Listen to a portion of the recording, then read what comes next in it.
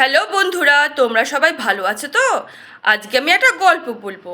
গল্পটা শুনে বলবে কেমন হয়েছে। ভালো থাকবে আর খুশি খুশি থাকবে। আর আমার চ্যানেলটাকে বেশি করে লাইক আর সাবস্ক্রাইব করবে। খই এখানেও সেই গোপাল ও নরেনের কথা। দুজনে এক চৈত্র মাসের ভর দুপুরে টোটো করে ঘুরে বেড়াচ্ছে। এই সময় কাঁচা মিঠের গাছ থেকে কচি কচি আম পেড়ে খাওয়ার মজাই আলাদা। সরকারদের বাগানে বেশ কয়েকটি কাঁচা মিঠে গাছ আছে। দুজনে হেলতে দুলতে সেদিকে রওনা হলো। এমন সময় হাট সেরে এক বুড়ি ঠাকুমা এদিকে আসছিল। তার মাথায় ছিল ধামা ভর্তি খই। ধামার উপরে কোনো কিছু দিয়ে চাপা দেওয়া ছিল না, তাই বাতাস হলেই ফুরফুর করে খই উড়ে উড়ে আশেপাশে ছড়িয়ে পড়ছিল। গোপালেরা ওই ঠাকুমার পিছু নিল। একটু একটু করে খই উঠছে আর উড়ন্ত খইকে হাতে মুঠো করে ধরে নিচ্ছে ওরা। খেলাটা গোপালই শিখিয়েছে নরেনকে। ওরাও বেশ হাঁটছে আর উড়ে আসা খই ধরে মুখে পুরে দিচ্ছে। এদিকে হাঁটাও হচ্ছে, আবার অন্যদিকে উড়ে আসা খই ধরে মুখে পোড়াও হচ্ছে। এভাবে খেলতে খেলতে উড়ে আসা খই একটা দুটো করে মুখে পুড়তে পুড়তে হাঁটতে বেশ লাগছে। গোপাল উড়ে আসা খই ধরছে আর মুখে বলছে, উড়ো খই গোবিন্দায় নম।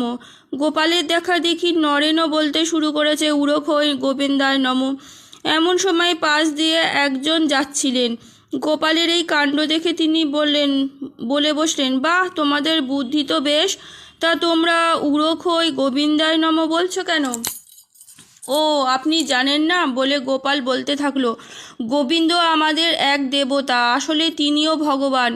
তার একবার খই খেতে ইচ্ছে হয়েছিল খুব। তো যিনি খই ভাজছিলেন তিনি বললেন, ঠাকুর আপনি শুধু শুধু খই খেতে যাবেন কেন? খই খায় বুড়িরা, খই খায় বুড়োরা, যারা কিছু খেয়ে হজম করতে পারে না তারাই খই খায়। তাই খই একমাত্র ওদেরই ভরসা। আপনি কেন শুধু শুধু খাবেন হুজুর? তো সত্যি তো, জগতে এত ভালো ভালো খাবার থাকতে গোবিন্দ কেন খই খেতে যাবেন? যিনি খই ভাজছিলেন তিনি কিছুতেই গোবিন্দকে খই খেতে দিলেন না। এরপর থেকে গোবিন্দ আর কি করেন? তিনি তো খই খেতে পারলেন না। গোপাল এবারে লোকটির দিকে তাকিয়ে বলল, সেজন্য দেখবেন সামান্য বাতাসে কেমন খই উঠতে থাকে। আসলে গোবিন্দই তখন খই উড়িয়ে দেন। দেখবেন ধামাই করে কেউ খই নিয়ে গেলেই বাতাসে তা উঠতে থাকে। গোবিন্দ নিজে তো খেতে পারে না, গোবিন্দর বংশধর হিসাবে আমরাই তখন উড়ে আসা দুই একটা খই মুখে পুরে দিই। এইভাবে তিনি মানুষের সেবা করেন, আর তখনই আমরা বলি, উড়ো খই গোবিন্দায় নম। গোপালের এরকম অদ্ভুত যুক্তি শুনে তিনি শুধু মুখে বলেন, এই বয়সে তোমার যা বুদ্ধি! তোমাকে তো দেখছি কৃষ্ণনগরের মাটিতে পুতলে তুমি মুর্শিদাবাদের নবাবের দরবারে গিয়ে হাজির হয়ে যাবে।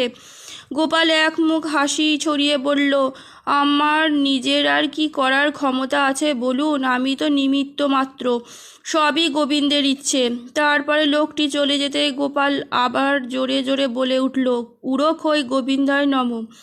আজকের মতন গল্প এইটুকুনি। কেমন লাগলো জানাবে। ভালো থাকবে আর খুশি খুশি থাকবে।